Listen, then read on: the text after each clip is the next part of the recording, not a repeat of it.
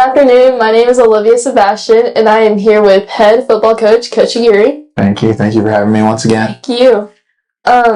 So overall, we are in the winning side of our district. So how do you feel about that? Feel real good. Last week's game was a good game for our kids. We played really well. That team that we beat was actually picked last year to do some great things. However, they went defeated. They didn't win a game, but they lost to Holland by 6 points. Holland went 4 rounds deep last year, and this Thorndale team returned everybody from that team. So for us to be able to beat them was a huge success for our kids. Being 2-0 in district gives us about a 72% chance to win.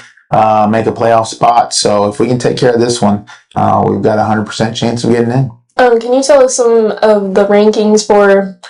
Yeah, so right now it's a 3-way tie for first place between Holland, Mason, and us, and then it's a 3-way tie for last place between Johnson City, Harper, and Johnson City. Johnson City. So. All right, talking about the game. So what were some big factors in last week's game? I thought our defense stepped up huge right away. We got some turnovers. We created some big-time stops. We didn't allow them to drive the ball. There were some times in the game that we did want them to drive the ball and run the ball so we could milk the clock. So that was huge for us to understand the game. Our run game has been awesome. Luke did a great job of commanding the offense, scoring some times and making a big time interception. So I thought that interception before the half and when we scored was a huge kick in the butt for them. But I felt good all the way through. They made me kind of nervous there towards the end, but our kids, they pulled it off and they played very well. Very, very pleased with our effort. Were there any key moments in the game that everyone was just getting really hyped at? Well, I think the interception was huge that Luke picked and he scored. And then when Brandon was going to go kick that field goal, people were kind of nervous, but then you could hear a sigh of relief. And then they scored again. Then we had to get the hands team out there, and then everybody was really excited. And it's just a roller coaster of emotions during a football game.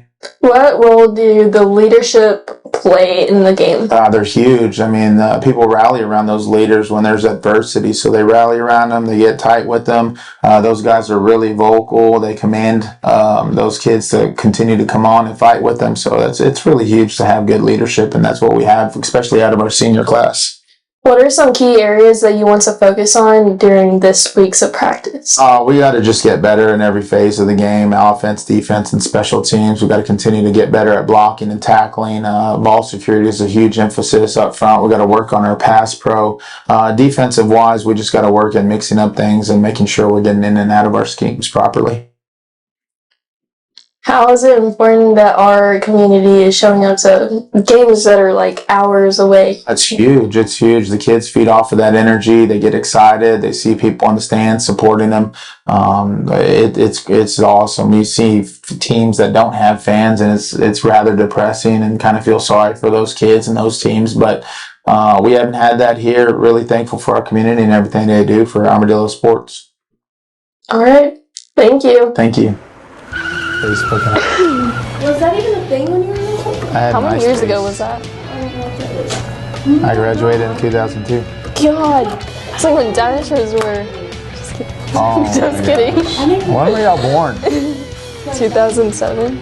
Dang, I graduated high school before y'all were even born. Yeah.